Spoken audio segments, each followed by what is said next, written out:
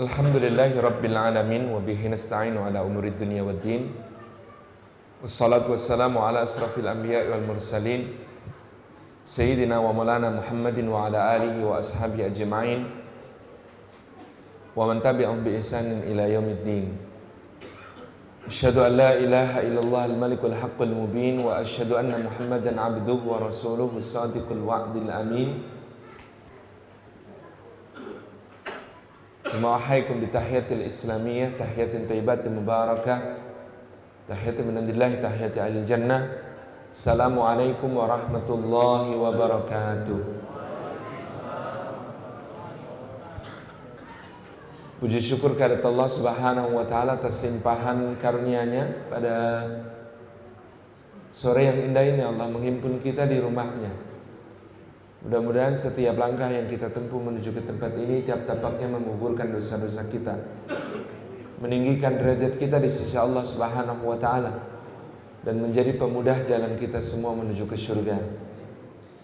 Dan duduk kita semua semoga termasuk taman di antara taman-taman surga, tempat Allah mencurah-curahkan rahmat-Nya, menaungkan sayap-sayap malaikatnya, menurunkan sakinah ke dalam hati kita dan menyebut-nyebut nama kita semua dengan bangga pada makhluk-makhluk mulia yang ada di sisinya. Dan duduk kita semua untuk menyebut-nyebut Rasulullah sallallahu alaihi wa alihi wasallam, Muhammad sallallahu alaihi wa alihi wasallam, berselawat kepada beliau sallallahu alaihi wasallam, dan menyimak perjuangan beliau sallallahu alaihi wasallam, juga bersemangat untuk mengamalkan sunnah-sunnahnya insyaallah. Maka dengan demikian mudah-mudahan Allah memuliakan kita dengan berhak disambut oleh beliau sallallahu alaihi wasallam di Al-Haud, diberi minum oleh beliau sallallahu alaihi wasallam dengan air yang lebih lembut dari susu, lebih manis dari madu, lebih sejuk dari salju, di telaga Al-Kautsar, bernaung di bawah panjinya di yaumil mahsyar, dan mendapatkan syafaatnya hingga mendampinginya di surganya Allah Subhanahu wa ta'ala.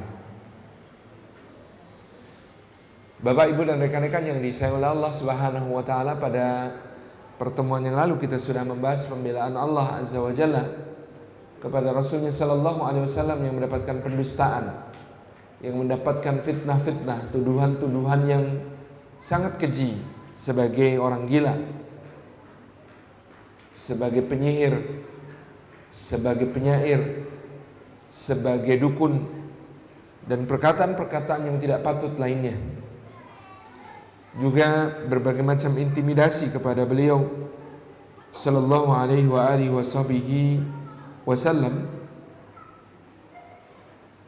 Dan Allah menurunkannya dalam suratul Qalam, di mana Allah Azza wa Jalla berfirman, Nun wal qalami wa ma yasturun.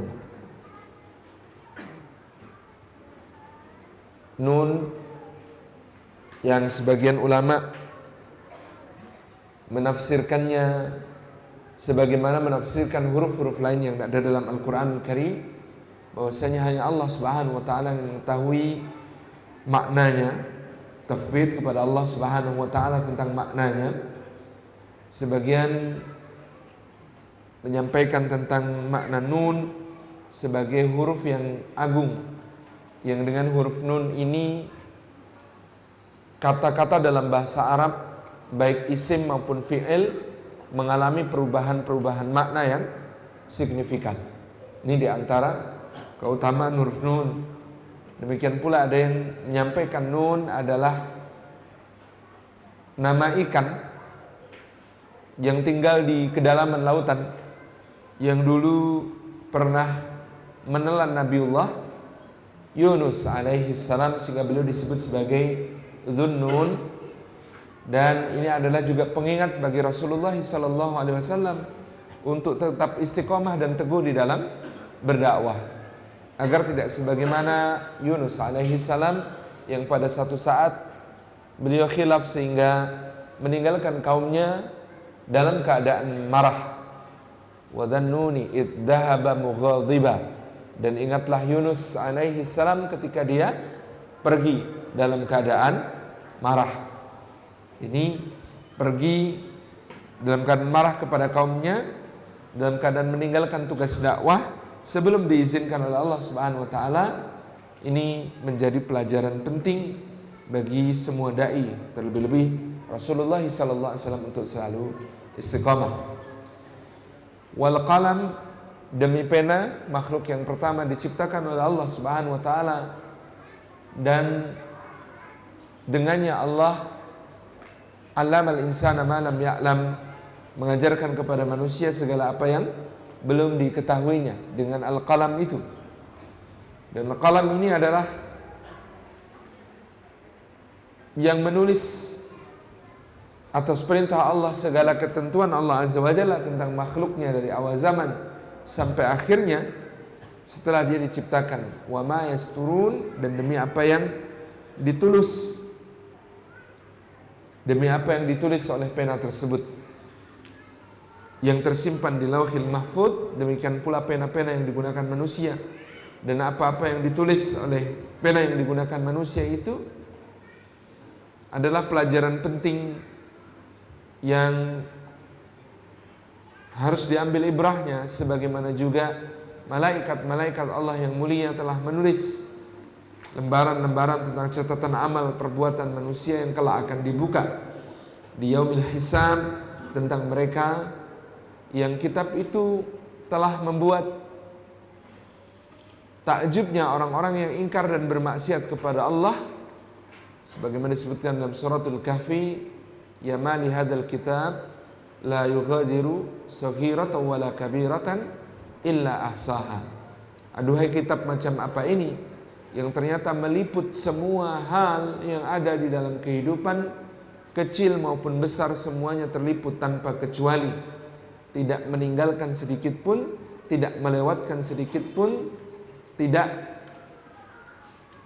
kemudian ada yang tercecer sedikit pun.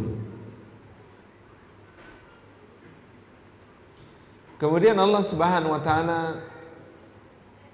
menyatakan, ma anta bi ni'mati rabbika bimajnun. Engkau wahai Muhammad sallallahu alaihi wasallam, disebabkan nikmat Rabbmu kepadamu, anugerah Allah yang diberikan kepada Nabi sallallahu alaihi wasallam, maka beliau sama sekali tidaklah gila. Dan ini juga kemarin kita sampaikan telah disadari oleh Al-Walid bin Mughirah di dalam pertemuannya dengan orang-orang Quraisy. Beliau ketika membantah orang yang mengatakan, kita katakan saja bahwa Muhammad itu gila. Sungguh kalian telah melihat orang gila, kalian tahu ciri-ciri orang gila, kalian tahu berbagai macam hal yang diucapkan oleh orang gila.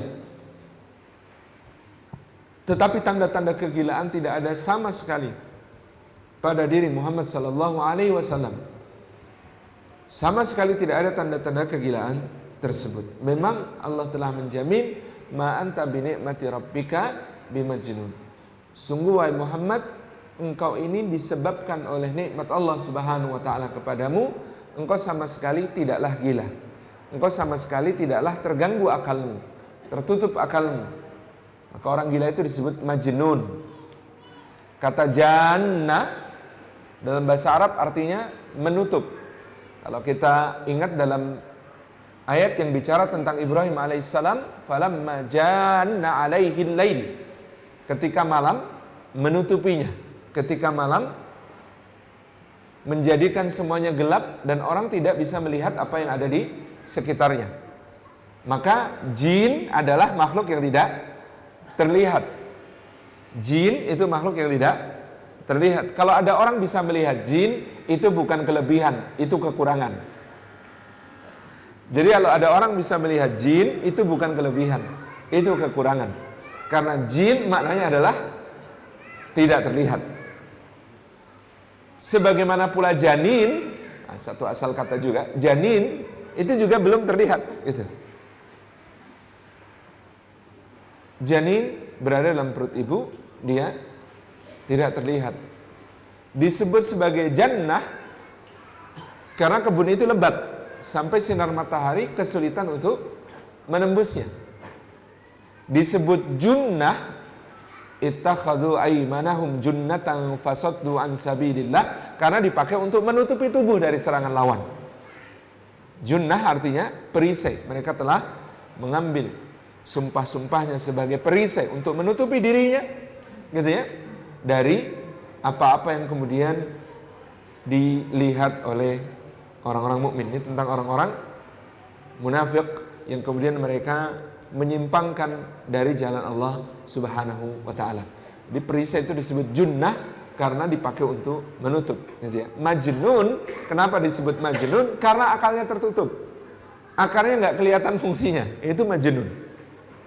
Ini yang kita pahami dari kalimat tersebut. Jadi tadi ya, jin itu artinya tidak terlihat. Kalau bisa melihat jin, segera banyak berzikir, segera sembuhkan diri kita dengan meruqyah diri kita sendiri. Karena itu bukan kelebihan, itu adalah kekurangan, gitu ya.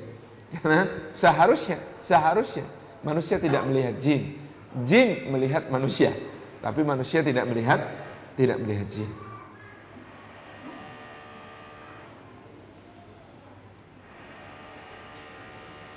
Ma anta bi ni'mati rabbika bimajnun. Wa inna laka la ajran ghaira mamnun.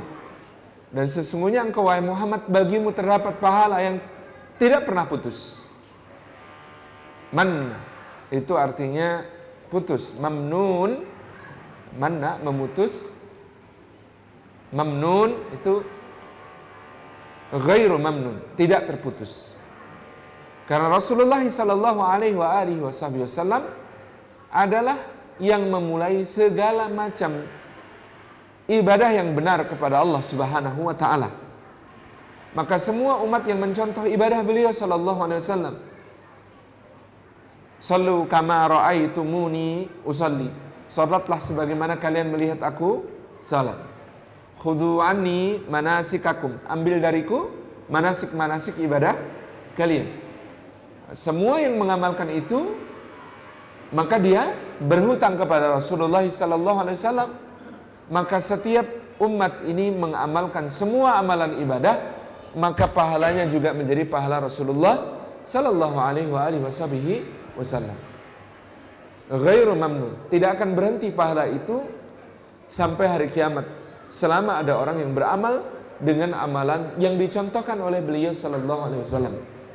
Bukan hanya amal ibadah, tetapi semua hal yang lain, dari yang sifatnya akhlak, dari yang sifatnya muamalah dengan sesama, adab-adab, dan seterusnya.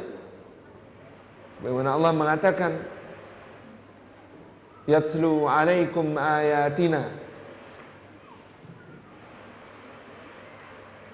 kama arsalna fikum rasulan minkum yatlu alaikum ayatina wa yuzakkikum wa yu'allimukumul kitaba wal hikmah wa yu'allimukum ma lam takunu ta'lamun. Rasulullah sallallahu alaihi wasallam itu diutus oleh Allah Subhanahu wa taala untuk menjadi kesempurnaan nikmatnya bagi semua. Wali utimma ni'mati alaikum wa la'allakum tashkurun. Dan supaya kami sempurnakan nikmatku kepadamu wahai manusia, wahai orang-orang yang beriman, dan supaya kalian bersyukur atas nikmat-nikmat itu. Kama arsalna fikum rasulan minkum, sebagaimana telah kami utus seorang rasul dari kalangan kalian sendiri. Yaslu alaikum ayatina. Yang pertama, Rasul itu membacakan untuk kalian ayat-ayat kami. Maka semua kita membaca Al-Quranul Karim, pahalanya juga akan kembali kepada Rasulullah sallallahu alaihi wasallam, mengalir kepada Rasulullah sallallahu alaihi wasallam. Yaslu alaikum ayatin. Sebab Al-Quran ini yang mengajarkan adalah beliau sallallahu alaihi wasallam. Kalau kita bertemu dengan orang-orang yang meminti sanad bacaan Al-Quran yang sahih itu, gitu ya, mereka akan membaca sanadnya, gitu ya, dari gurunya, dari guru-gurunya, dari guru-guru-gurunya, dari guru-guru-guru-gurunya, terus naik ke atas sampai sekian tingkat, gitu. Kemudian nanti pada para sahabat dikatakan an Utsman bin Affan wa Ali bin Abi Thalib wa Zaid bin Thabit wa Mu'adz bin Jabal wa Ubay bin Ka'ab wa Abdullah bin Mas'ud an Rasulillah sallallahu alaihi wasallam an Jibril alaihi salam an Rabbih azza wa jalla, gitu kan? Di sanad Quran itu nyambungnya bukan cuma sampai Rasulullah, sampai ke Allah azza wa jalla. Dan makhluk dari manusia, artinya mukallaf yang mendapatkan beban ibadah dan juga mendapatkan pahala ataupun dosa. Tapi kalau Rasulullah adalah, pada beliau sallallahu alaihi wasallam ada ismah, kemaksuman yang diberikan oleh Allah, maka yang tertinggi di dalam sanad itu adalah Rasulullah sallallahu alaihi wasallam. Dan kepada beliaulah mengalir semua pahala kebaikan itu tanpa mengurangi pahala orang-orang yang membaca Al-Quran sedikit pun. Jadi ini yaslu alaikum ayatina, kita membaca Al-Quran saja pahalanya kembali kepada Rasulullah SAW. Kita mempelajari Al-Quran pun pahalanya kembali kepada Rasulullah SAW. Kita mentadabburi Al-Quran, lowbat set, yang lowbat ini ya, yang nggak kuat baterai ini. Mumpung saya minum dulu ya.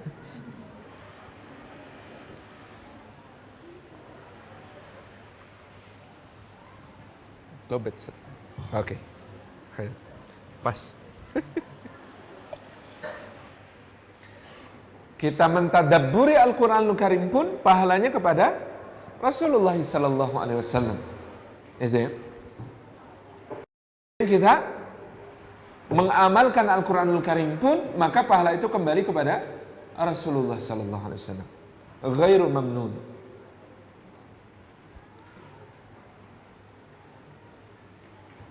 Yaslu alaikum ayatina wa yuzakkikum, dan mentazkiyah kalian, membersihkan hati kalian, mensucikan diri kalian dari noda-noda jahiliyah, dari perkara-perkara yang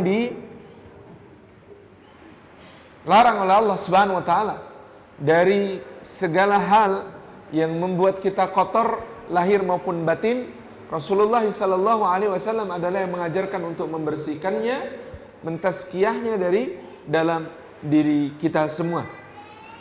Maka setiap upaya penyucian diri, tazkiyatun nafas, maupun juga upaya-upaya untuk membersihkan diri kita, taharah, kesemuanya, pahalanya kembali kepada Rasulullah sallallahu alaihi wasallam.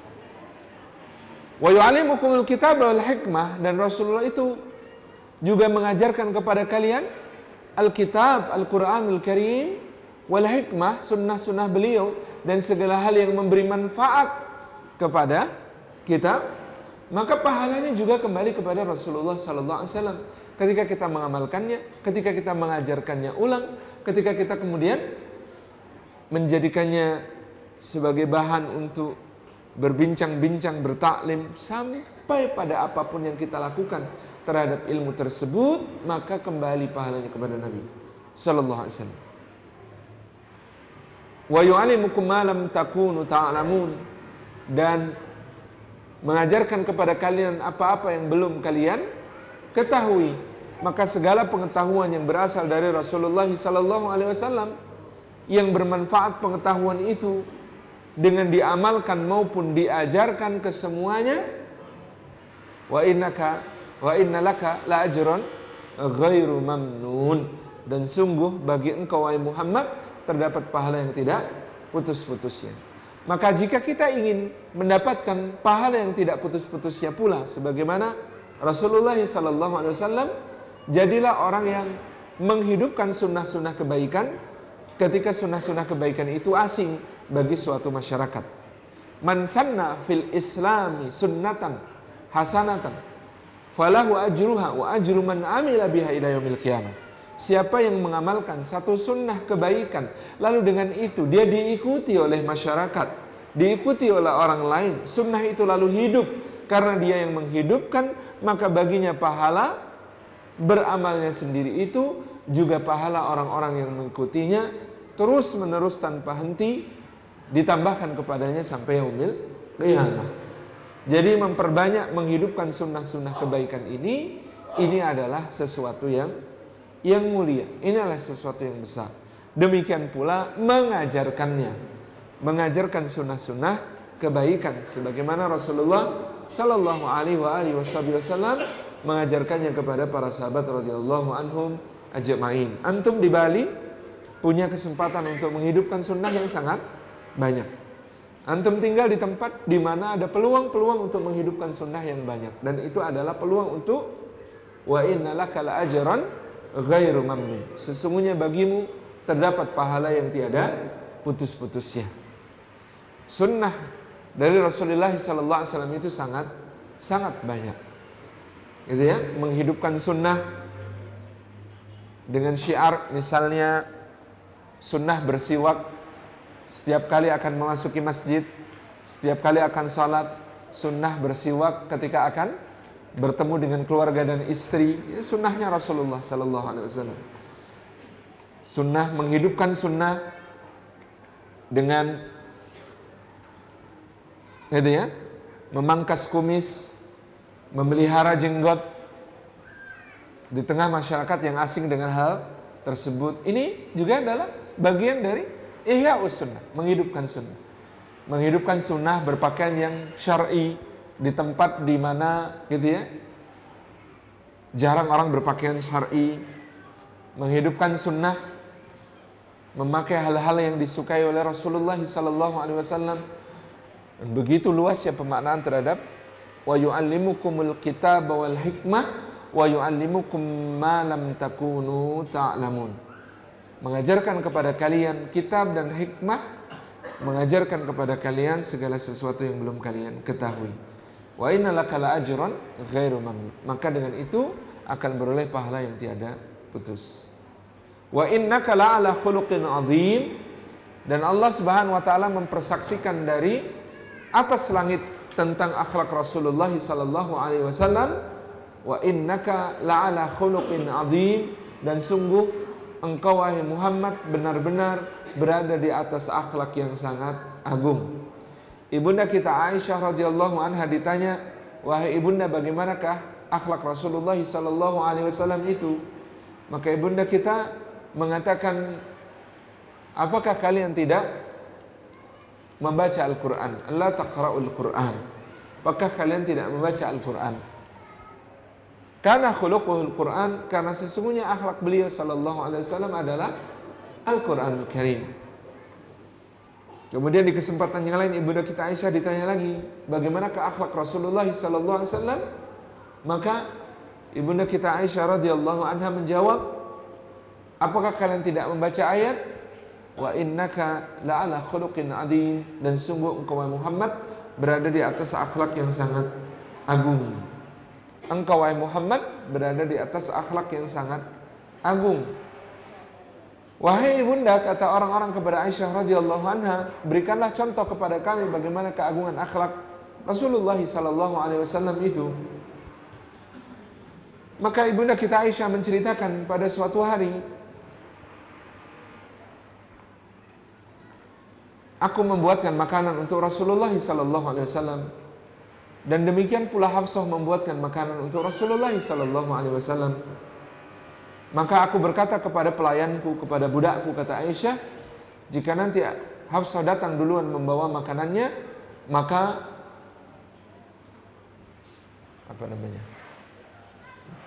ketika dia datang, tamplek, itu apa bahasa Indonesianya? Bukan orangnya, jadi piringnya itu yang dipukul supaya jatuh. Ya.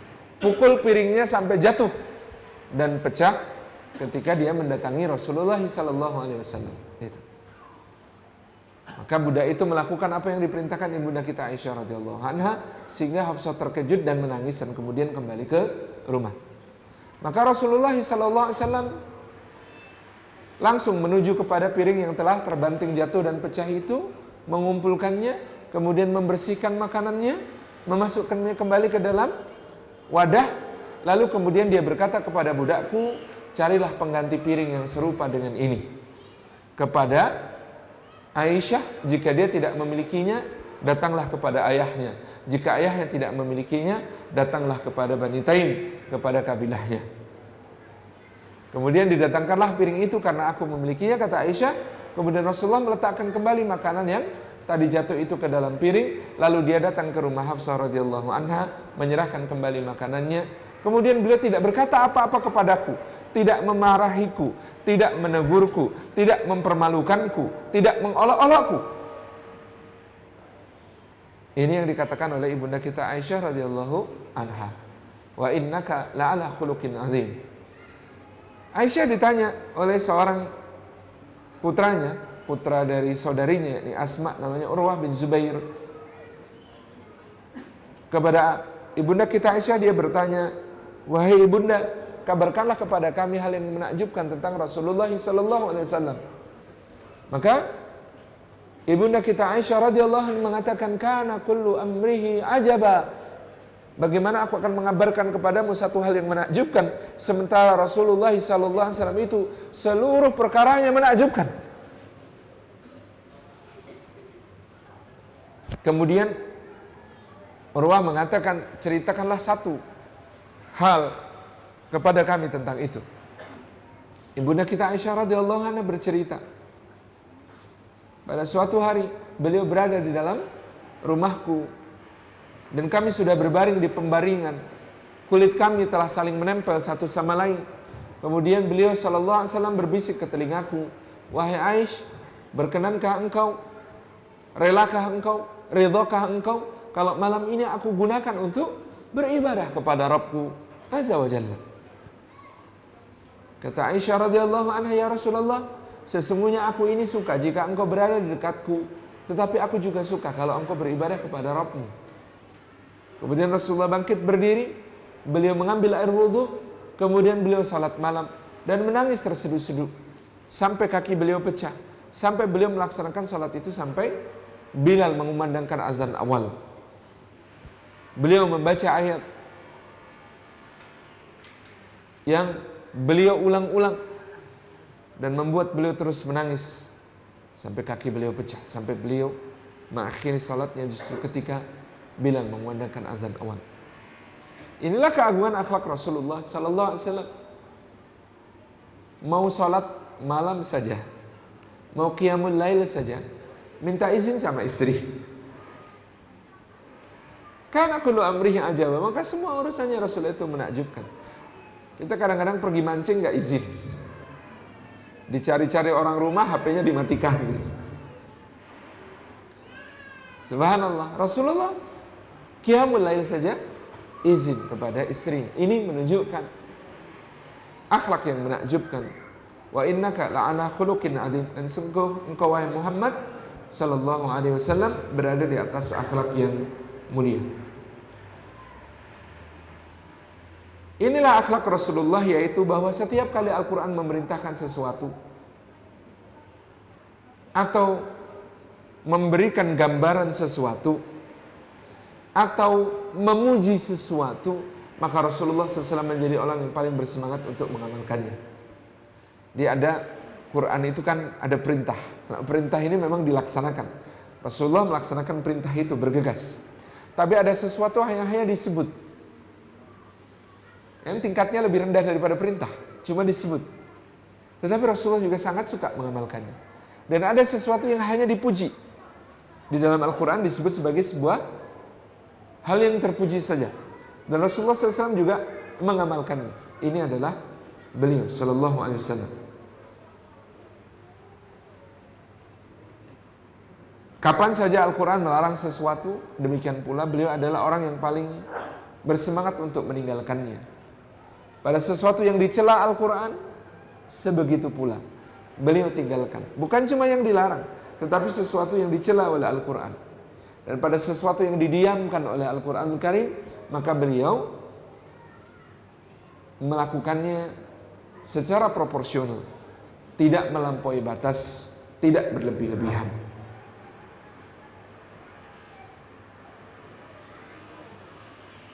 Maka Anas bin Malik radhiyallahu anhu mengatakan, 10 tahun aku menjadi pelayannya Rasulullah sallallahu alaihi wasallam, dan selama 10 tahun itu beliau belum pernah mengumpatku, beliau belum pernah mengucapkan kata kasar kepadaku, belum pernah beliau menegurku dengan kata-kata kenapa kau tidak lakukan ini. Dan belum pernah beliau menegurku dengan kata-kata kenapa kau lakukan itu. Wa innaka la'ala khuluqin 'adzim.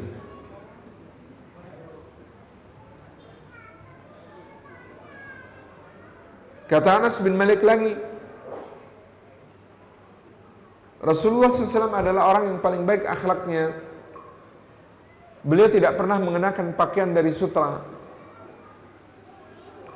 dan tidak ada sesuatu yang lebih lembut daripada tangan Rasulullah SAW. Dan sungguh aku tidak pernah mencium wangian yang lebih wangi daripada keringat Rasulullah SAW.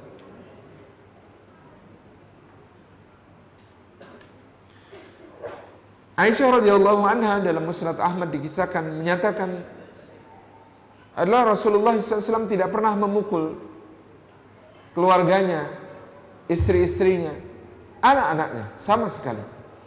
Adalah beliau hanya memukul di dalam perang jihad fisabilillah.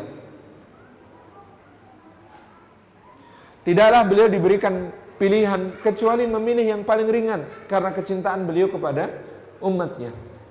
Kalau ada pilihan-pilihan, beliau milih yang ringan selama bukan hal yang haram. Jadi ini sebuah kaidah penting Bapak Ibu sekalian. Kita ini kalau ada pilihan-pilihan di dalam kehidupan ini, maka pilihlah yang ringan selama bukan perkara yang haram. Ada banyak orang memilih-milih yang berat, tetapi kemudian dia dikalahkan. Kemudian dia menjadikan pilihan yang berat ini pada satu titik nanti menjadikan dia mungkin bosan, mungkin lemah, mungkin kemudian justru bahkan menjadi berayun ke bandul yang sebaliknya tidak lagi bersemangat terhadap agama, gitu ya. Maka perkara ini adalah perkara yang diambil yang ringan. Kaidahnya jelas, yuridullahu bikumul yusra wa la yuridu bikumul usra. Allah menghendaki kemudahan bagi kalian dan Allah tidak menghendaki kesukaran bagi kalian. Maka Rasulullah menyukai hal-hal yang mudah dan ringan selama itu bukan perkara yang haram. Bapak-bapak juga begitu, ibu-ibu juga begitu, memilih hal-hal yang ada dalam pilihan selama bukan perkara-perkara yang haram, maka hendaklah memilih yang ringan. Yang ringan ini tidak membebani jiwa, yang ringan ini insya Allah akan membuat lebih istiqomah. Adalah Sayyidina Abdullah bin Amr bin Al-As yang menyesali pilihannya ketika muda, karena tidak memperhitungkan bahwa dia akan mencapai usia tua. Abdullah bin Amr bin Al-As diadukan oleh ayahnya kepada Rasulullah SAW karena ibadahnya membuat dia sampai-sampai meninggalkan istrinya dan tidak mempedulikan keluarganya. Kemudian, wahai Abdullah, khatamkanlah Al-Quran itu dalam 30 hari. Ya, Rasulullah memerintahkan kepada Abdullah bin Amr bin Al-As agar dia menghatamkan Al-Quran dalam 30 hari. Kata Abdullah bin Amr, saya mampu lebih dari itu ya Rasulullah. Maka Rasulullah mengatakan kepadanya, maka khatamkanlah dalam 10 hari. Dia mengatakan lagi, saya mampu lebih dari itu ya Rasulullah. Kemudian Rasulullah mengatakan, khatamkanlah dalam sepekan. Dia mengatakan lagi, saya mampu lebih dari itu ya Rasulullah. Maka Rasulullah berkata kepadanya, khatamkanlah dalam 3 hari dan jangan kurang dari itu, karena sungguh orang yang menghatamkannya kurang dari 3 hari akan kesulitan untuk memahami apa yang dia baca. Kemudian Rasulullah bertanya lagi, bagaimana engkau berpuasa? Saya berpuasa tiap hari ya Rasulullah. Jangan wahai Abdullah, tetapi berpuasalah 3 hari setiap bulan, yaitu di Ayyamul Bid. Lebih dari itu ya Rasulullah. Kalau begitu berpuasalah hari Senin dan hari Kamis di setiap pekan. Saya mampu lebih dari itu ya Rasulullah. Kalau begitu berpuasalah dengan puasanya Daud alaihissalam, karena itu adalah sebaik-baik puasa, dengan berselang-seling sehari puasa, sehari tidak. Ini dijalankan Abdullah bin Amr bin Al-As sepanjang hidup, sampai ketika usia beliau sudah 86 tahun. Ketika usia 86 tahun mulai berat, Pak. Mulai dia kemudian mengatakan, demi Allah, sungguh seandainya aku bisa memutar waktu, dulu itu aku akan memilih yang paling ringan dari Rasulullah SAW. Sekarang umur 86, harus khatam tiap 3 hari, harus kemudian puasanya Daud. Kayak apa beratnya, kata beliau. Dan itu memang kemudian tetap beliau istiqomah, tetapi aku sudah berpisah dengan Rasulullah dengan janji, dengan mengatakan aku mampu lebih dari itu ya Rasulullah, maka aku tidak akan menguranginya. Sehingga beliau ini akhirnya ketika sudah sangat lemah, tidak mampu untuk membaca Al-Quran sendiri, dia datangkan orang-orang yang membaca Al-Quran sehingga dia menyimak. Karena orang yang menyimak sama dengan yang membaca. Jadi ada orang membacakan, dia simak sampai tuntas. Tapi nyimak betulan. Kita ini kadang-kadang nyimak pikirannya kemana? Ngakunya nyimak gitu ya. Pikirannya ke pasar, pikirannya ke toko, pikirannya ke kantor, pikirannya ke pekerjaan, ke berbagai macam hal. Enggak, kalau nyimak betulan itulah yang pahalanya sama gitu ya. Kita ini sok-sokan sering gitu ya. Saya nyimak Quran pahalanya sama dengan yang baca. Ya bedalah yang baca betulan, antum nyimaknya enggak betulan gitu. Kalau nyimaknya betulan baru pahalanya sama.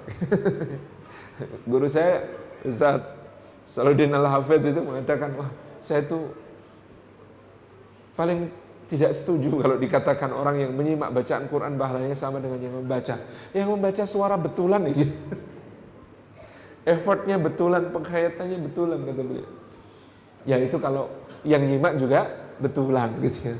Karena antum membandingkannya dengan hari ini gitu kan, nyimaknya tidak betulan gitu. Ya nggak adil kalau pahalanya sama gitu. Jadi Bapak Ibu yang dirahmati oleh Allah Subhanahu wa taala, ini baca Al-Quran Al-Karim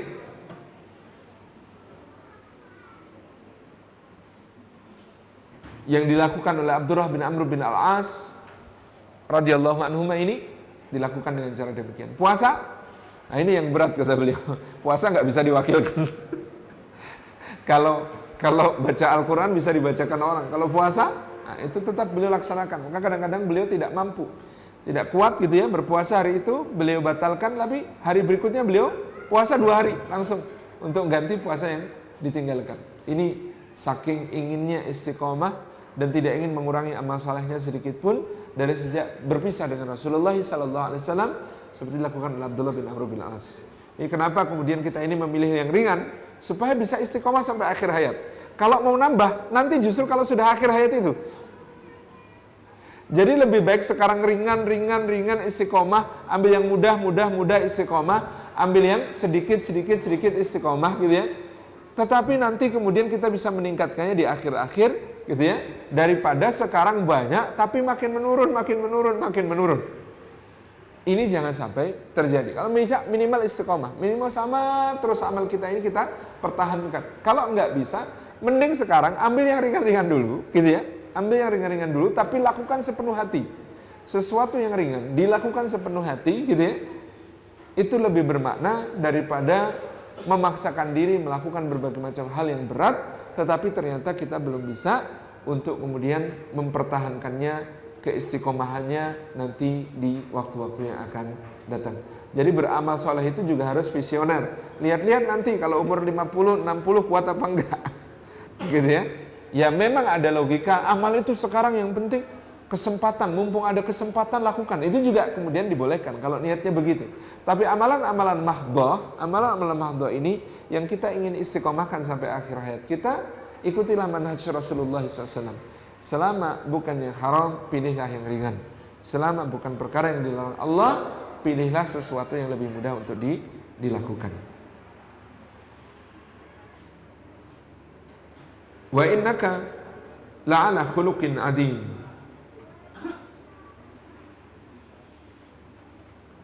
Jadi inilah akhlak Rasulullah sallallahu alaihi wa alihi wasallam, dan salah satu yang berbicara tentang pribadi Rasulullah sehingga tergambar akhlak dan adab beliau yang sangat banyak, itu adalah kitab Asy-Syama'il Al-Muhammadiyah karya Al-Imam At-Tirmidzi rahimahullah taala.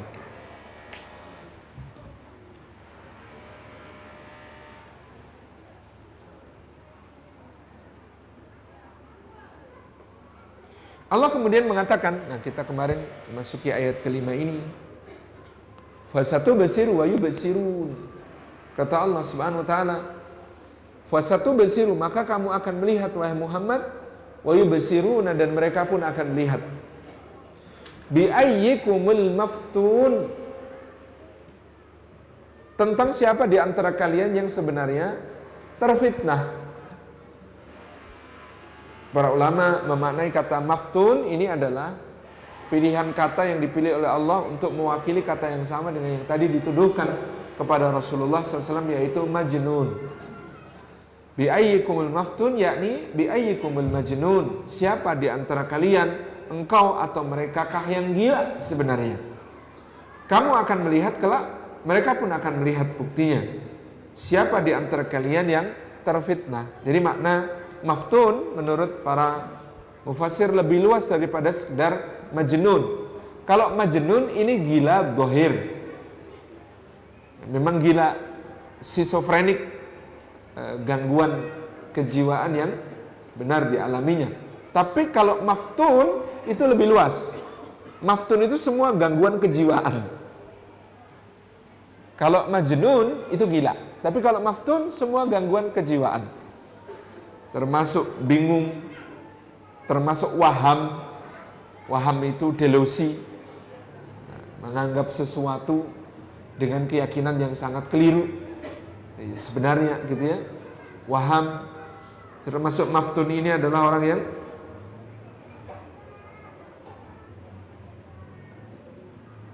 bingung, kacau pikirannya, tidak tahu arah yang benar, tersesat.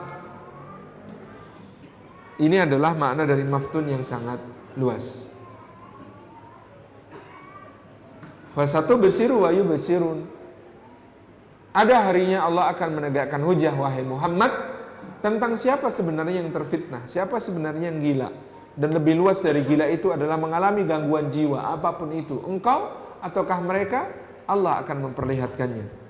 Fasatu besiru wa yubsirun bi ayyikumul maftun. Tentang siapa di antara kalian yang menjadi orang yang terfitnah, yang bingung, yang gila, yang stres, yang keruh hatinya, yang tersesat, yang tidak mampu menemukan kebenaran, yang waham, yang delusi, gitu ya. Bi'ayyikumul maftun, engkau dan mereka akan melihat buktinya. Inna rabbaka huwa a'lamu biman dhalla an sabilihi wa huwa a'lamu bil muhtadin. Inna rabbaka, sesungguhnya Rabb wahai Muhammad, huwa adalah dia, a'lam yang lebih mengetahui, bima dhalla an sabili, tentang siapa orangnya yang tersesat dari jalannya, wa huwa a'lam, dan dia lebih mengetahui, bil muhtadin, terhadap orang-orang yang mendapatkan hidayah, mendapatkan petunjuk. Maka ini ayat ini juga bicara kepada kita, sebagaimana pesan Allah kepada Rasulnya SAW, agar tidak tergesa menghukumi seseorang, tidak tergesa untuk kemudian mengatakan seseorang itu tersesat atau mendapatkan hidayah, tidak menghukumi orang berdasar masa lalunya, gitu ya.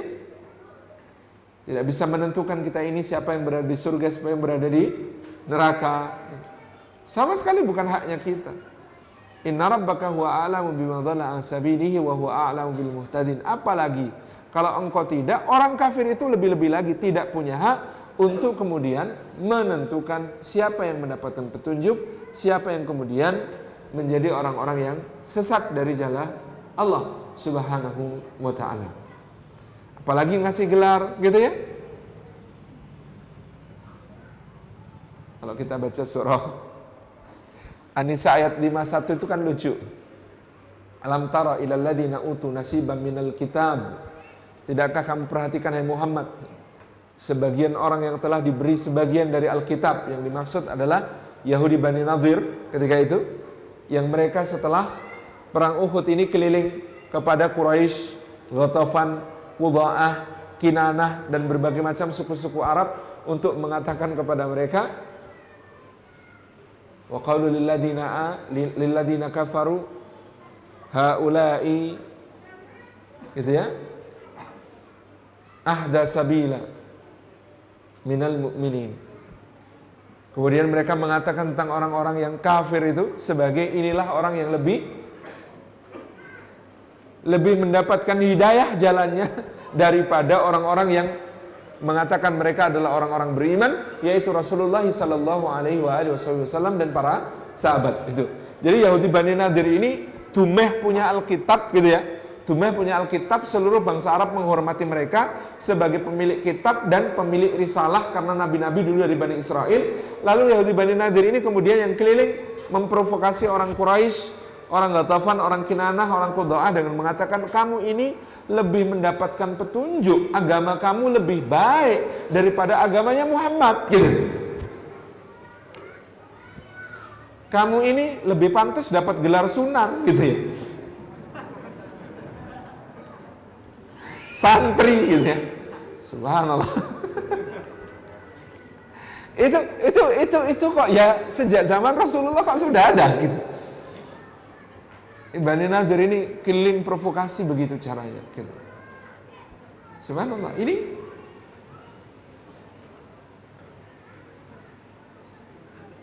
Inna rabbaka huwa a'lamu biman dhalla an sabilihi wa huwa a'lamu bil muhtadin.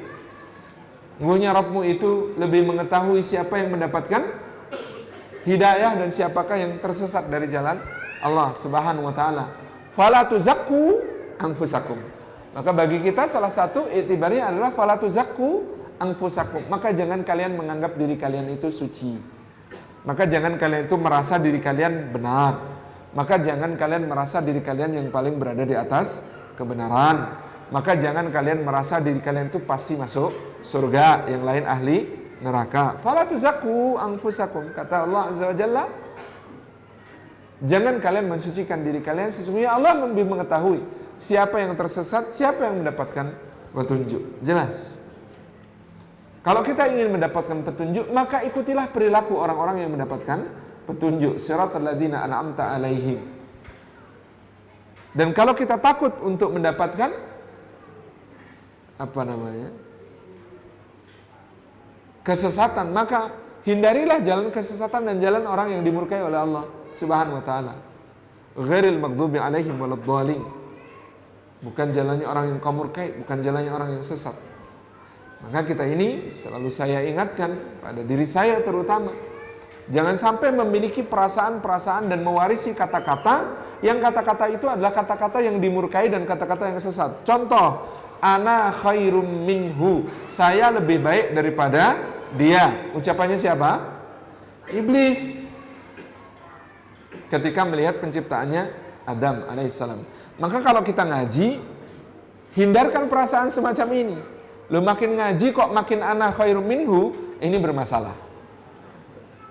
Makin ngaji kok makin merasa aku lebih baik daripada dia. Kalau kita mau on the track, wa huwa a'lamu bil muhtadin, Allah tahu siapa yang dapat hidayah, maka ikutilah kata-katanya orang yang dapat hidayah, namanya Adam alaihissalam. Apa yang dikatakan Adam?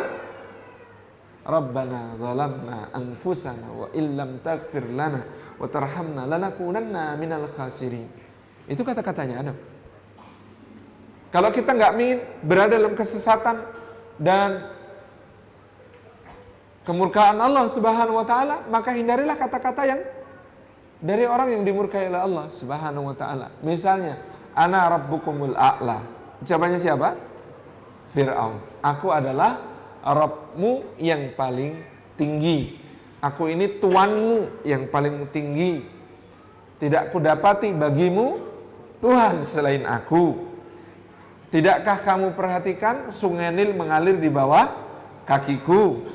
Bani Israel menjadi budakku. Apalagi? Negeri Mesir berdarah dalam genggamanku. Kata-kata Fir'aun. Nggak usah niru kalau begitu. Lebih baik niru kata-kata orang yang muhtadin, mendapatkan hidayah. Misalnya, hadza min fadli rabbi liyabluwani aashkuru am akfur. Ini tidak lain tidak bukan hanyalah karunia Rabbku untuk menguji aku apakah aku bersyukur ataukah aku kufur. Kata-katanya siapa? Sulaiman alaihissalam. Kalau kita tidak ingin murka Allah, tidak ingin sesat, maka kemudian kita juga harus menghindari ucapan orang yang sesat. Misalnya, innama utituhu ala ilmin indi, sesungguhnya aku diberi semua nikmat ini, semua keutamaan ini tidak lain tidak bukan karena ilmu yang ada padaku. Nah gitu kan? Ucapannya siapa? Qarun. Kata Qarun, innama utituhu ala ilmin indi, sesungguhnya aku ini diberi keutamaan ini semuanya karena adanya ilmu yang ada padaku, gitu. Hindari. Perbanyak kata-katanya Musa alaihi salam. Apa kata-kata Musa? Rabbi inni lima anzalta ilayya min khairin faqir. Ya Allah, sungguh aku terhadap apapun yang kau turunkan di antara kebaikan aku sangat fakir, gitu kan. Kita ini harus mengakrabi kata-kata ini. Kalau kita ingin mulia dan ingin berada di jalan yang diridhai Allah Subhanahu wa taala, hindari kata-kata orang yang sesat dan dimurkai. Misalnya, inni anal azizul karim. Kamu mengancamku hai Muhammad, kamu mengancamku hai Muhammad, aku ini orang perkasa, lagi mulia. Aku ini orang perkasa, lagi mulia.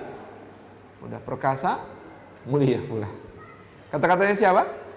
Abu Jahal. Abu Jahal ketika Rasulullah menyampaikan ayat-ayat ancaman kepadanya, justru mengatakan, inni adalah azizul karim. Aku ini orang perkasa lagi mulia. Hindari kata-kata ini, gitu ya. Karena kelak orang ini akan disiksa oleh Allah di akhirat sambil disebutkan gelar-gelarnya. Jadi orang yang suka menggelari dirinya di dunia, itu kelak untuk menambah rasa sakit siksanya, gelar-gelar itu akan disebutkan. Dzuk innaka antal azizul karim, rasakan karena sesungguhnya engkau adalah orang yang perkasa lagi mulia. Maka kita ini jangan suka menggelari diri. Al-Imam An-Nawawi itu nangis karena ada orang yang memanggilnya ya Muhyiddin, wahai orang yang menghidupkan agama.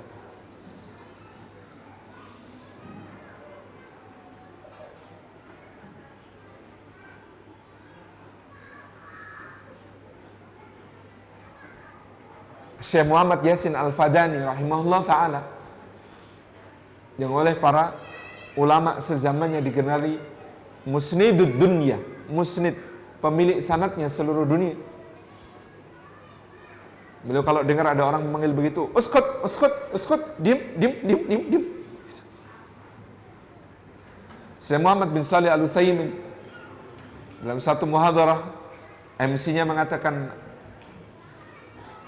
Fadilatul Syekh Al-Allamah, baru dibilang Al-Allamah. Al-Allamah itu artinya yang sangat alim. Beliau kemudian berdiri, kemudian keluar dari ruangan.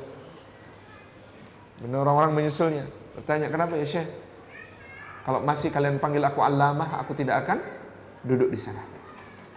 Panggil saja namaku. Kemudian beliau duduk lagi. Kita ini kadang-kadang suka-suka menggelari gelar-gelar kepada diri kita sendiri. Pakailah gelar yang dengan gelar itu kita menyadari kedudukan kita sebagai hamba. Maka para ulama dulu biasa mengatakan abdu rabbih wa asiru dzambih, gitu. Saya ini adalah hamba Rabb sekaligus tawanan dosa. Saya ini hamba Allah tapi tawanan dosa saya sendiri. Ini para ulama dulu, karena mereka sangat memahami arti apa yang digelar-gelarkan itu. Karena orang yang gelarnya tidak cocok dengan dirinya, kelak di akhirat ketika disiksa akan ditambahkan gelar itu sebagai tambahan rasa sakit kepadanya. Dzuk innaka antal azizul karim, rasakan engkau ini orang perkasa lagi mulia. Bayangin disiksa sambil dipuji-puji dengan gelar. Tambah nyesek, tambah sakit. Fala tuzakku anfusakum. Maka kita ini dilarang untuk menganggap diri kita sebagai orang yang suci, sebagai orang yang bersih. Jangan. Orang mukmin itu khauf dan rojaknya seimbang.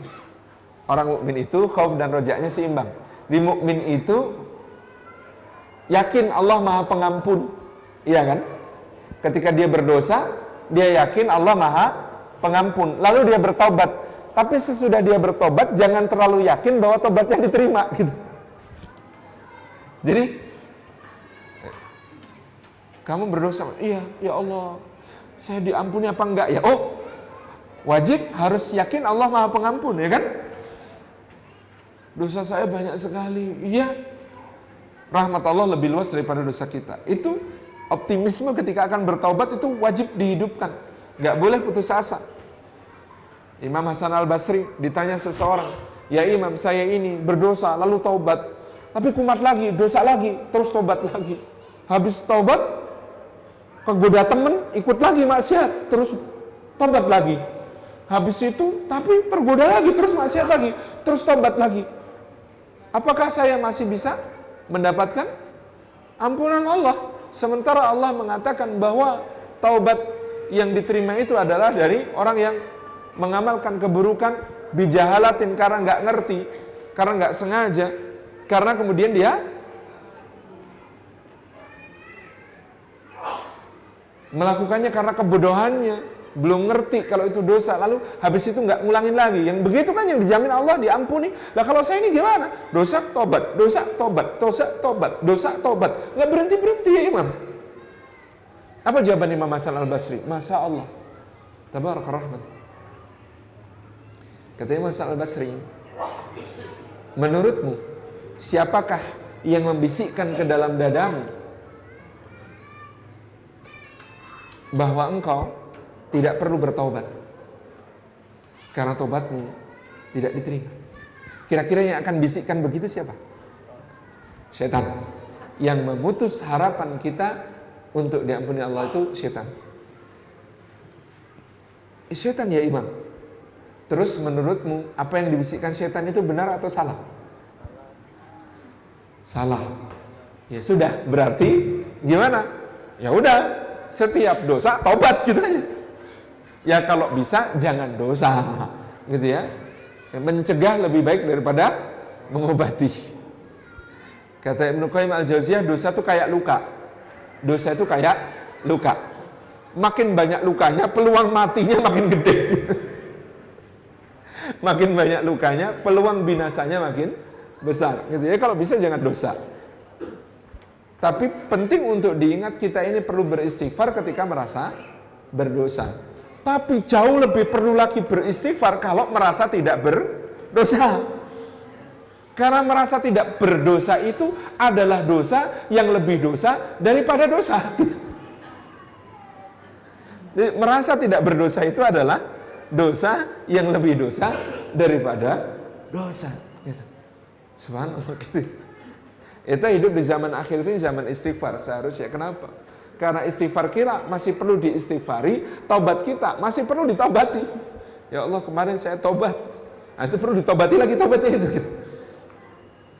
Istighfar, aduh astagfirullahaladzim, istighfar saya tadi itu, nah, gitu ya. Dan lain sebagainya. Ini nggak henti-henti. Ini yang harus kita lakukan di zaman yang seperti ini. Kata Ibnu Rajab al-Hambali, kalau kamu tidak mampu bersaing dengan orang-orang saleh dalam amal ketaatannya, maka bersainglah dengan para pendosa dalam istighfarnya.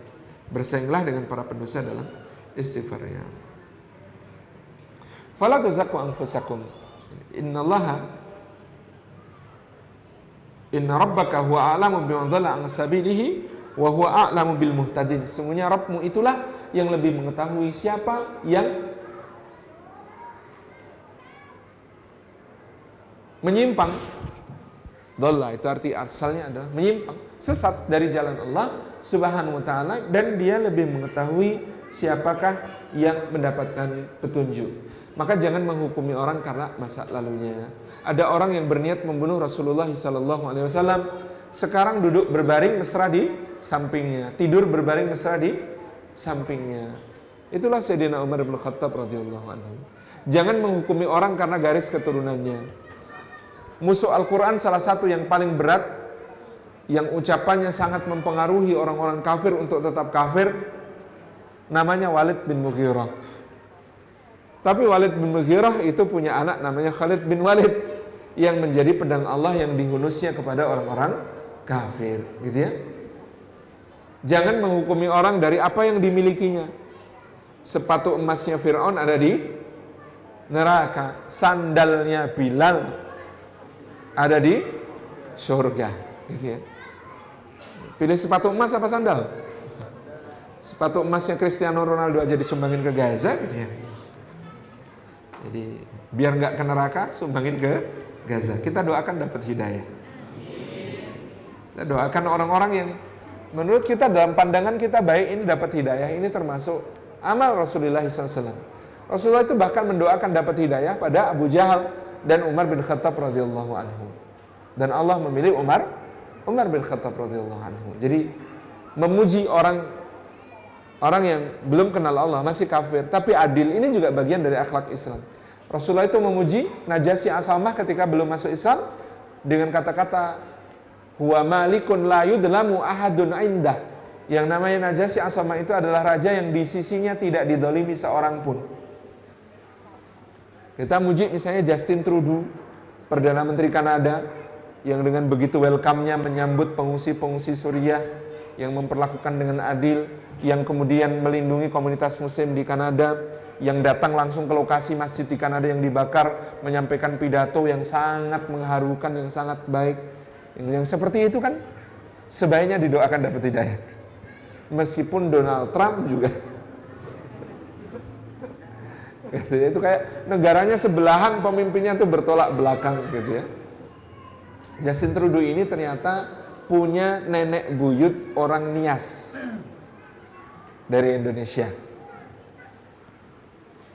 Jadi dia berdarah Indonesia gitu.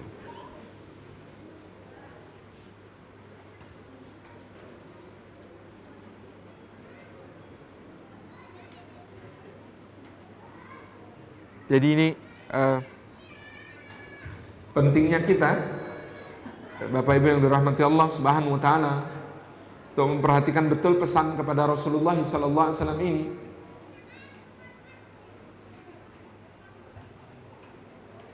Wa inna rabbaka a'lamu wa a'lamu biman dhalla an sabilihi wa huwa a'lamu bil muhtadin. Maka kita ini harus senantiasa memohon hidayah. Jangan selalu merasa telah berada di atas hidayah, tapi selalu berhajat kepada Allah untuk membutuhkan hidayah. Maka kita ini selalu membaca ihdinas siratal mustaqim. Doa paling penting sehari semalam itu paling tidak 17 kali, agar kita selalu merasa membutuhkan hidayah. Membutuhkan hidayah, bimbingannya Allah Subhanahu wa taala, taufiknya Allah Subhanahu wa taala. Ini Sayyidina Umar itu, kalau Hudzaifah ibn al-Yaman ada, beliau selalu ikuti di Madinah. Untuk apa? Karena Hudzaifah ini pegang daftar nama-nama orang munafik di Madinah. Kalau disolatkan Hudzaifah, Umar ikut solat. Kalau Hudzaifah nggak nyolatkan, Umar nggak nyolatkan. Karena Hudzaifah ibn al-Yaman pegang daftar nama-nama orang munafik. Dan itu Hudzaifah disumpah sama Umar, berulang kali ditanyain, wahai Hudzaifah, katakan kepadaku, di daftarmu ada namaku apa enggak? Jadi itu didesak-desakan Umar, tanya sama Hudzaifah ibn al-Yaman, di daftar orang munafik itu ada aku apa enggak? Maka Insya Allah ya, Hasan al-Basri ditanya ketika beliau berdoa, Allahumma inni a'udzubika minan nifaq. Ya Allah, sungguh aku berlindung kepadamu dari kemunafikan. Nah, ada orang tanya, muridnya tanya, wah Imam, Anda masih berdoa minta perlindungan dari kemunafikan. Apakah Anda masih khawatir takut jadi munafik? Kata Imam Hasan al-Basri, bagaimana aku tidak takut pada perkara yang bahkan Umar bin Khattab takut. Umar bin Khattab saja takut sekali dirinya masuk daftar orang-orang munafik. Padahal itu Syekhul Islam, dua syekhnya Islam itu kan ya Abu Bakar dan Umar. Abu Bakar dan Umar. Rasulullah kemana-mana gitu ya. Dakhaltu ma'a Abu Bakrin wa Umar, kharajtu ma'a Abu Bakrin wa Umar, ji'tu ma'a Abu Bakrin wa Umar. Kemana-mana aja bilangnya, aku datang bersama Abu Bakar dan Umar, aku masuk bersama Abu Bakar dan Umar, aku pergi bersama Abu Bakar dan Umar, dhahabtu ma'a Abu Bakrin wa Umar. Itu yang dibilang Rasulullah, diikuti terus itu ya, bareng Rasulullah terus itu ya. Itu masih takut menjadi orang munafik, apalagi kita. Jadi lisan ini harus hati-hati. Fala tuzakku anfusakum.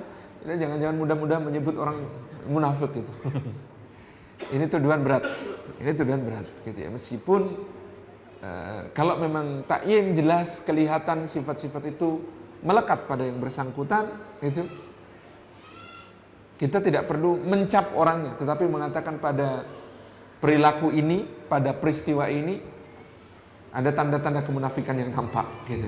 Kita bisa mengatakan begitu. Itu lebih ringan daripada langsung menuduh dia ini memang orang munafik. Ini berat. Ini sesuatu yang berat. Jadi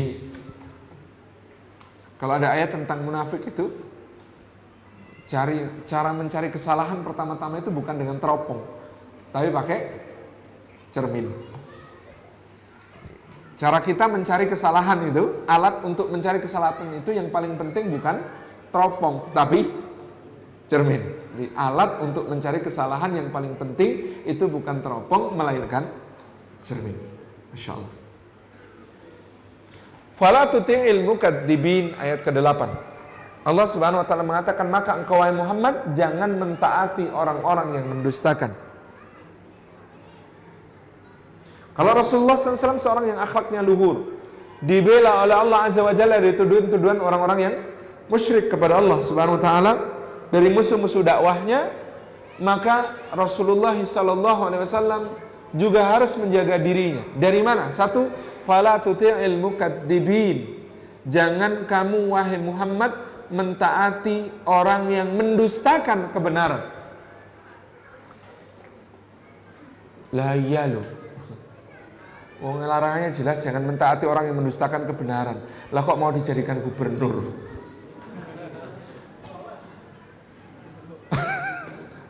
Fala tuti'il mukadzibin, maka jangan taati orang yang mendustakan ayat-ayat Allah Subhanahu wa taala. Mendustakan itu bisa biqaulin au fi'lin, bisa dengan perkataan maupun perbuatan, gitu. Subhanallah ya, dan memproduksinya kedustaan itu nggak habis-habis. Ada berita terlanjur viral kemana-mana, ada seorang calon wakil gubernur diusir dari masjid. Subhanallah, padahal ternyata beritanya keliru, dibantah oleh kepolisian, bahkan tidak ada pengusiran. Yang ada cuma diajak foto, disalami, kemudian dari dalam ada yang teriak, pilih nomor 3, gitu. Ngusir apa kalimat pilih nomor 3 itu? Nggak ada usir-usiran, tapi beritanya subhanallah, sampai tuduhan mengerikan kemana-mana terjadi.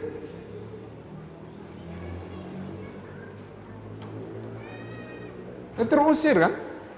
Terusir itu sakit, dapat empati gitu ya.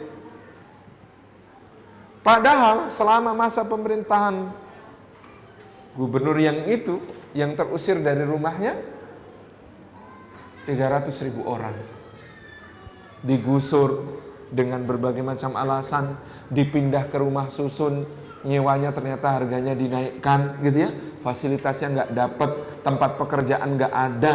Akhirnya kemudian meninggalkan juga rumah susun itu, pulang ke kampung halaman. Yang terusir itu siapa sebenarnya? Yang diusir itu siapa sebenarnya? Ngeri fitnah itu. Ngeri yang dilakukan ini. Tapi saya kan selalu menyampaikan, tugas kita berjuang, bukan menang. Kalau kita sudah berjuang sampai titik darah penghabisan, kita sudah berjuang sesuai arahan Rasulnya, sesuai arahan Allah Azza wa Jalla, gitu ya. Berjuang gitu. Sana kok memaksakan pengen menang dengan segala cara, dengan melakukan kecurangan, dengan melakukan manipulasi, dengan berbagai macam cara, dengan money politics, dengan mengerahkan segenap aparat gitu ya, dari ketua RT sampai presiden gitu. Supaya menang yang dikerahkan dari ketua RT sampai presiden gitu, misalnya gitu kan. Ya kalau kita orang Jawa tinggal bilangnya terus-terus no gitu. Kenapa? Ibrahim tugasnya mendakwahi Namrud.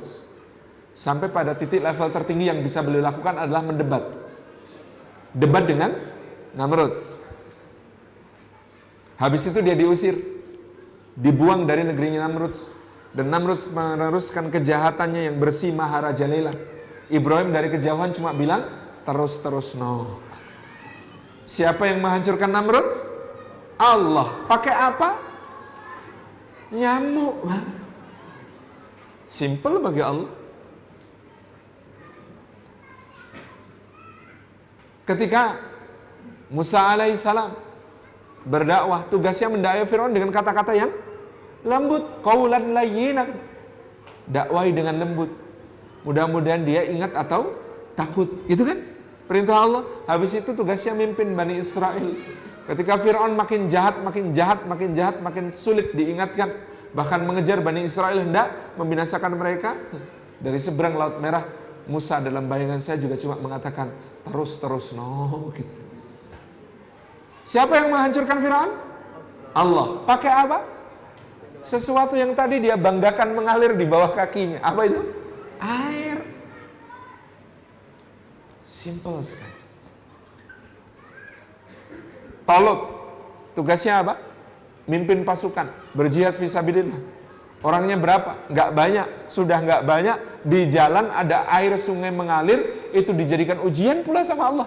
Untuk liyamizil khabitha minat thayyib, memisahkan yang bersih hatinya, niatnya dengan yang kotor.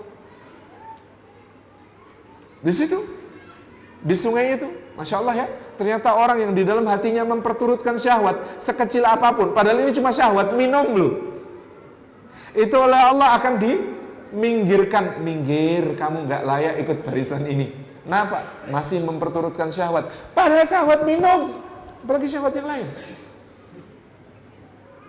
Syahwat minum saja membuat mereka minggir. Dah gak kuat toh, gak kuat toh, gak ikut. Yang ikut cuma yang hatinya tidak dikuasai syahwat, sehingga minumnya secukupnya. Lalu kemudian berjalan bersama Talut. Tinggal berapa? Sedikit, Pak. Sedikit. Luar biasa sedikitnya. Sampai mereka itu untuk menghibur hati mengatakan, kam min fi'atin qalilatin ghalabat fi'atan katsiratan biidznillah. Berapa banyak ada golongan kecil mengalahkan golongan yang besar, gitu ya, dengan izin Allah. Siapa yang menghancurkan Talut? Menghancurkan Jalut, musuh mereka? Dipilihkan Allah yang paling kecil di antara anggota pasukan, namanya Daud, masih anak-anak. Padahal yang lain itu senjatanya tombak, perisai, tameng besar-besar gitu ya, panah, gada, senjatanya gede-gede api-api itu. Yang dipakai Allah untuk menghancurkan Jalut apa? Ketapel Pak, batu mak pletik kena antara kedua mata, gegeledak, beng, kebanting, brek, mati. Terus no.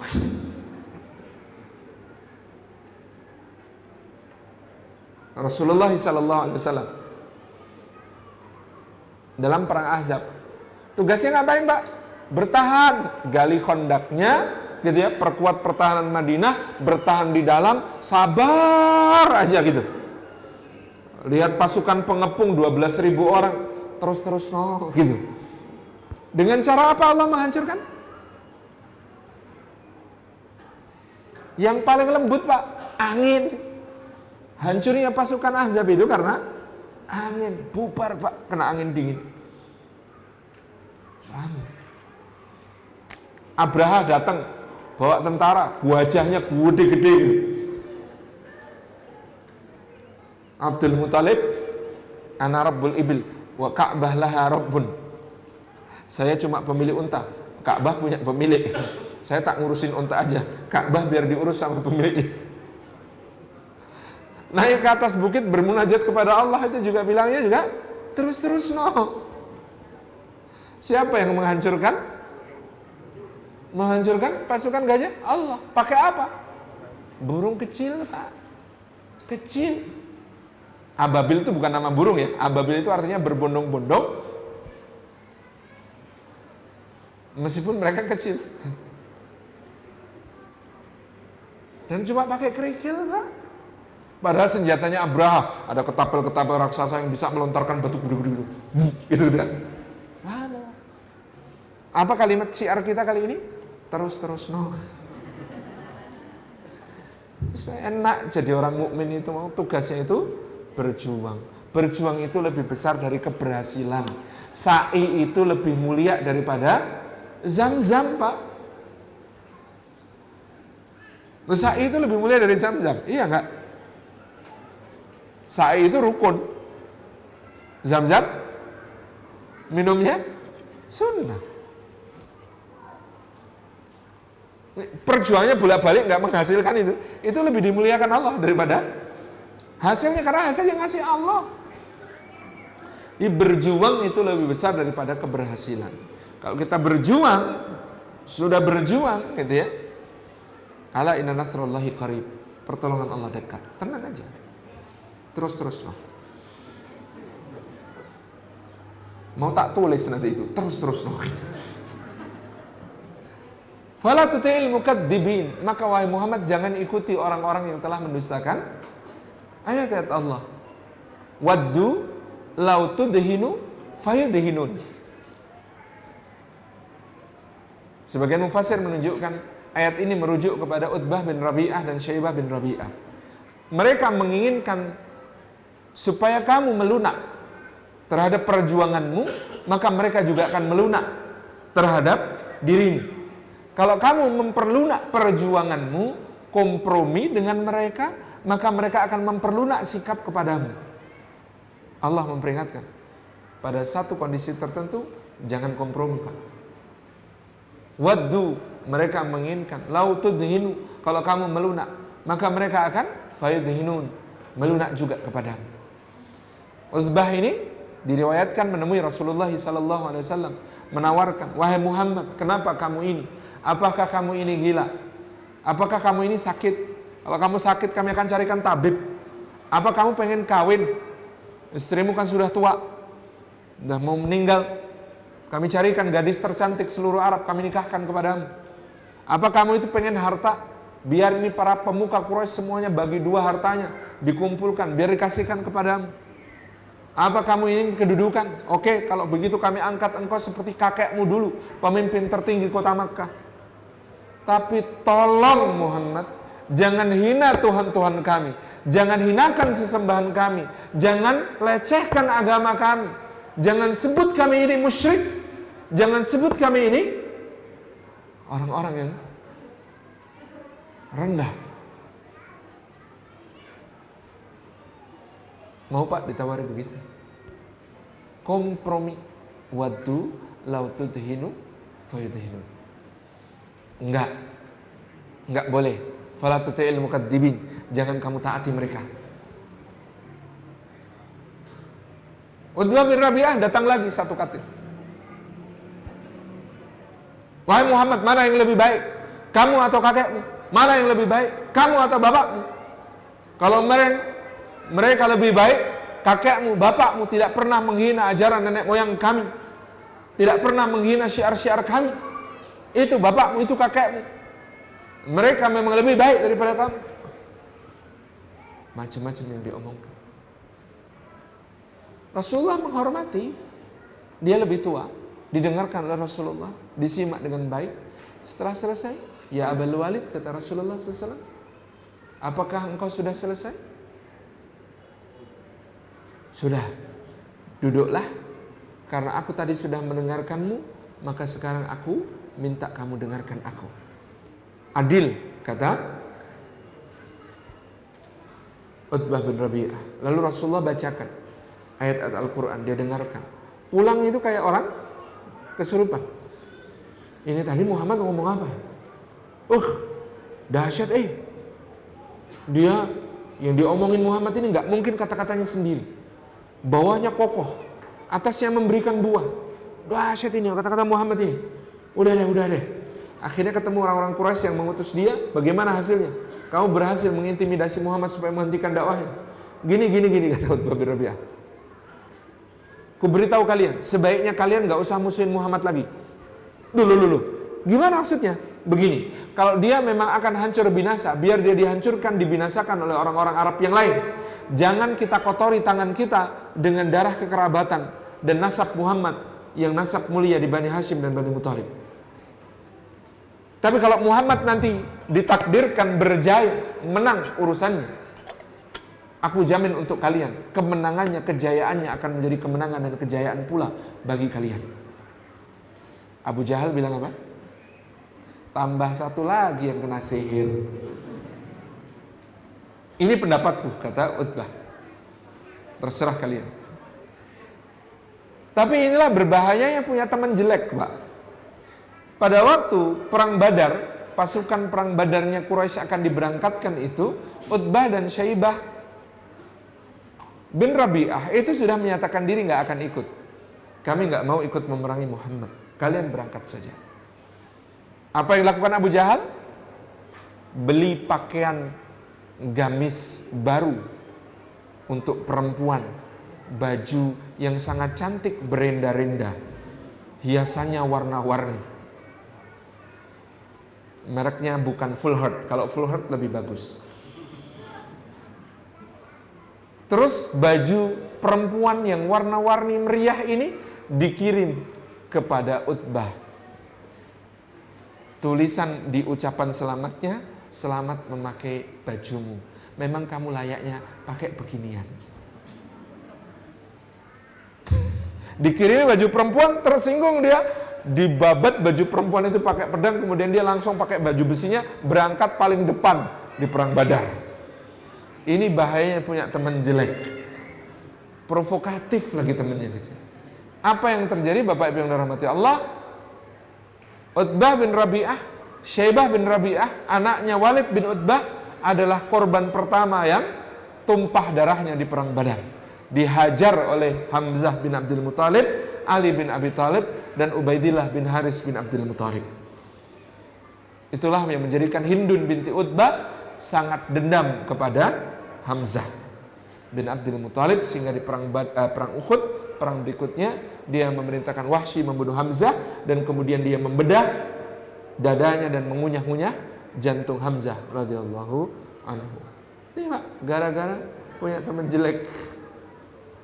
Waddu law tudhinu fayudhinun. Padahal dia itu menginginkan supaya dia melembut, kamu melembut di dalam perjuangan, melembek, maka mereka juga akan melembek kepadamu.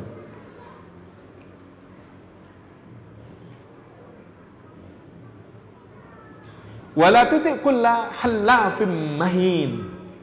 Dan jangan kamu ikuti wahai Muhammad, jangan kamu taati kulla hallafin, setiap orang yang banyak bersumpah.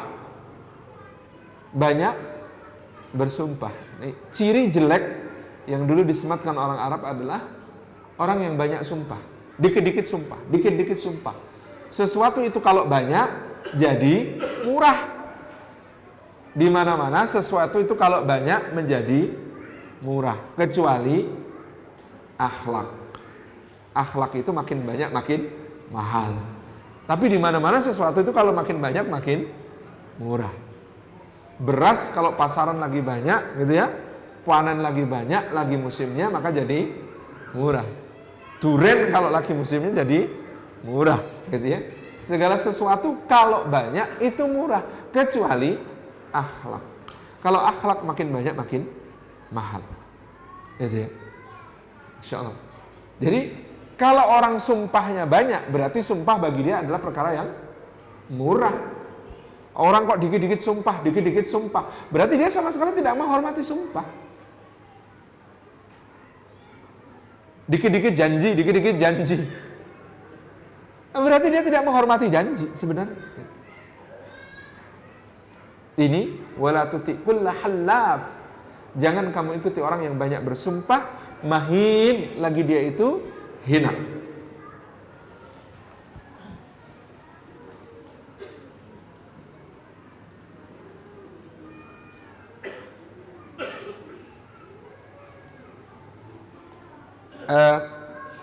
Sebagian mufassir menyebut person dalam kode ayat ini halaf, mahin, sudah banyak bersumpah, hina pula perbuatannya. Ini adalah seorang tokoh Quraisy yang bernama Al-Ahnas bin Syariq. Ya, Al-Ahnas bin Syariq ini termasuk yang pernah menguping Rasulullah SAW. Jadi ada 3 tokoh Quraisy itu malam-malam mendatangi rumah Rasulullah SAW karena Rasulullah malam hari qiyamul lail. Mereka itu menempati tempatnya masing-masing tanpa saling tahu satu sama lain, dengerin Rasulullah baca Quran. Yang satu Ahnas bin Syariq, yang satu Abu Sufyan bin Harb, yang satu Abu Jahal Amr bin Hisham. Begitu fajar tiba, mereka bangkit dari tempatnya dan saling memergoki satu sama lain. Woi, ngapain di situ? Woi, ngapain di situ? Lah kamu ngapain? Gitu. Awas ya, kata Abu Jahal, jangan sampai ini perbuatan kalian ini dilihat oleh orang-orang bodoh kita. Bisa dikira kita ini pengikut barunya Muhammad. Ayo bubar pulang, jangan kesini lagi. Malam pertama gitu. Ternyata mereka semuanya mengatakan jangan kesini lagi. Malam berikutnya semuanya masing-masing datang. Karena mengira temannya nggak datang. Nguping lagi ayat-ayat Quran yang dibaca Rasulullah SAW. Pagi, bangkit dari tempatnya masing-masing saling memerukai lagi. Loh, kamu kan masih datang? Kamu kenapa juga datang? Ayo kamu datang juga kan? Ayo. Pulang. Ini nggak boleh terjadi lagi ini. Mereka sudah saling berjanji untuk hal itu supaya tidak terjadi. Al-Ahnas bin Syarik sampai sumpah. Sumpah besok saya nggak kesini lagi. Hari berikutnya yang ketiga, ternyata mereka tetap di situ lagi. Bertiga di tempatnya masing-masing.